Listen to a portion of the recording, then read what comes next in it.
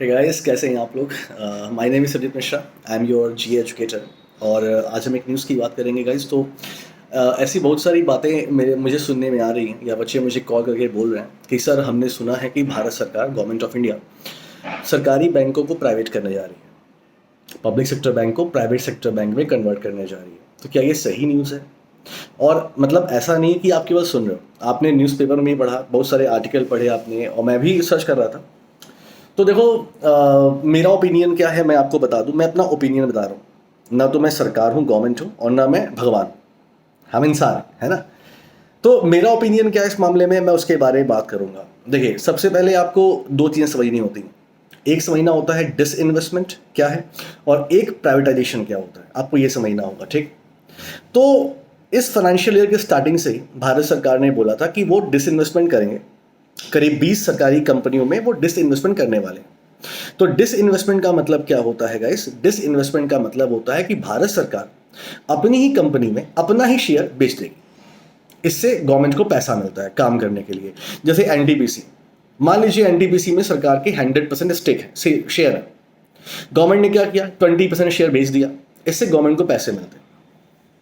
तो डिसइन्वेस्टमेंट और प्राइवेटाइजेशन में डिफरेंस क्या होता है? अगर गवर्नमेंट ऑफ इंडिया अपने स्टेक सेल आउट करती है, अपने जो भी उनके उनके वेंचर्स अपने हैं, तो ये डिसइन्वेस्टमेंट है। कब तक? जब तक मेजॉरिटी ऑफ शेयर का मतलब 51%। तो जब तक मेजॉरिटी ऑफ शेयर मतलब 51% तक गवर्नमेंट के पास है, तो वो गवर्नमेंट का ही ऑर्गेनाइजेशन, भले वो सेमी गवर्नमेंट हो जाएगा। लेकिन इसके नीचे मतलब 50 या 49 या 48 या और भी कम गवर्नमेंट करती है, तो इसे हम तब जाकर बोलेंगे प्राइवेटाइजेशन।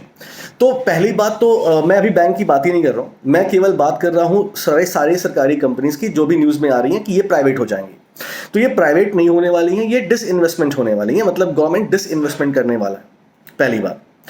ठीक, ये ध्यान दीजिएगा। अब आते हैं सरकारी बैंकों पर। सरकारी बैंकों के साथ साथ इंश्योरेंस कंपनी की भी बात हुई थी कि जो 4 इंश्योरेंस कंपनी है गवर्नमेंट की, वो भी प्राइवेट करने के लिए गवर्नमेंट बोल रहे हैं। सुनिए, मैं करंट अफेयर्स पढ़ाता हूँ।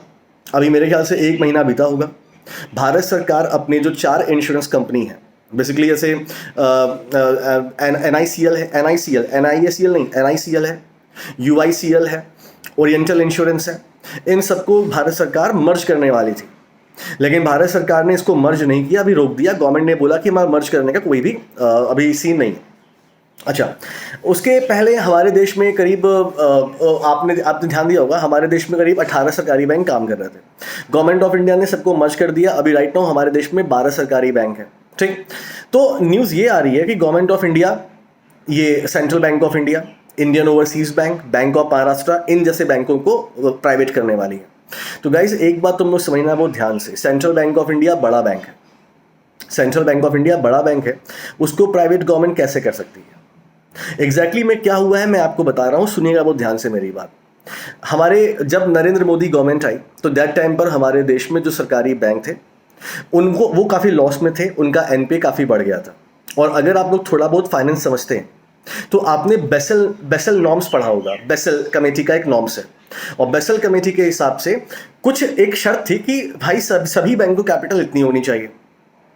तो जो हमारे गवर्नमेंट बैंक थे जो लॉस में चल रहे थे, उनकी कैपिटल उस पैरामीटर को, बेसल नॉर्म्स वाली पैरामीटर को फुलफिल नहीं कर पा रहे थे। तो गवर्नमेंट ऑफ इंडिया ने करीब 2014 से लेकर 2019 तक करीब सरकारी बैंकों को 3 लाख करोड़ रुपए दिए। इससे यह हुआ कि सरकारी बैंकों में गवर्नमेंट की होल्डिंग 75% से ऊपर हो चुकी है इस समय। जबकि इससे पहले की बात करें तो गवर्नमेंट ऑफ इंडिया के किसी भी बैंक में, किसी में 60, किसी में 65, किसी में 58% ऐसे स्टेक थे।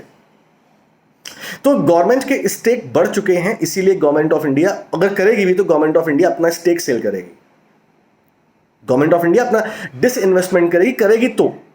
और जब मैं अपनी बात करूंगा इस, तो मुझे नहीं लगता कि सरकारी बैंक प्राइवेट होंगे। हाँ, ये हो सकता है कि गवर्नमेंट इन फ्यूचर में इन बैंकों को मर्ज कर दे, SBI में या किसी बड़े बैंक में।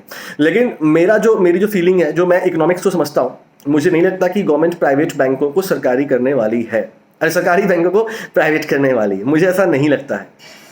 तो और ये सच्चाई भी होगी। आप लोग अभी आप लोग परेशान हो रहे हैं, परेशान मत होइए।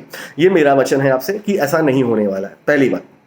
एक बात मैं और कहना चाहता हूँ गाइस, देखिए, अच्छा मान लो कुछ बहुत बुरा से बुरा हो गया और गवर्नमेंट ने इन बैंकों को प्राइवेट करने की बात बोली, तो मैं आपको एग्जांपल देता हूँ। दोस्तों, हमारे देश में आपको पता है कि करीब 151 ट्रेन प्राइवेट ट्रेन चलने वाली है, और इन प्राइवेट ट्रेन का टेंडर वेंडर या फॉर्मेलिटीज अभी से शुरू हो गई है। मिनिस्ट्री ऑफ रेलवे ने बता दिया है कि 2021 मार्च तक हम टेंडर की प्रक्रिया पूरी कर लेंगे, मतलब कौन कौन सी कंपनी इसमें पार्टिसिपेट करना चाहती है, और 2023 से हम 151 प्राइवेट ट्रेन चला भी देंगे। मतलब 2023 से हम स्टार्ट करेंगे और 2027 तक हम 150 प्राइवेट ट्रेन चलाएंगे।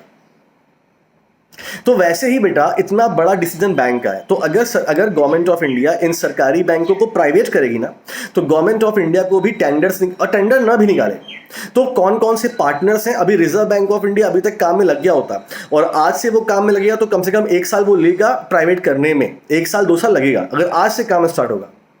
तो फाइनेंस मिनिस्ट्री से इस पर कल क्वेश्चन पूछा गया, मैं देख रहा था, तो उन्होंने डिनाई नहीं किया, उन्होंने डिक्लाइन कर दिया, मतलब उन्होंने कुछ बोला नहीं इस पर। तो पहली बात तो ये है गाइस कि अगर प्राइवेट होना भी है तो आपके पास 2-3 साल हैं आराम से, ठीक। आप बोलेंगे सर 2-3 साल का मतलब क्या, हम 2 साल जॉब कर लें फिर हमारी जॉब प्राइवेट हो जाएगी। तो अभी आईडीबीआई, मैं मिर्ज़ापुर गया था अपने होम टाउन, तो मैं आईडीबीआई बैंक में गया था, वहाँ पर मुझे काम था।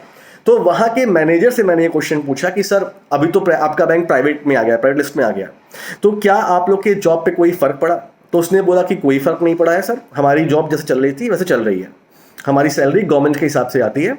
हाँ, जो नई ज्वाइनिंग हो रही है वो भी प्राइवेट ज्वाइनिंग नहीं हो रही है, बस उसका तरीका चेंज हो गया। अब हम सिक्किम मणिपाल से प्रॉपर बच्चों को पढ़ाते हैं, 1 साल तक पढ़ाते हैं, उसके बाद हम सिलेक्शन लेते हैं उनका। तो उनकी भी जॉब कोई ऐसा नहीं है कि उनको जॉब से निकाल दिया जा रहा है, कुछ भी नहीं है ऐसा।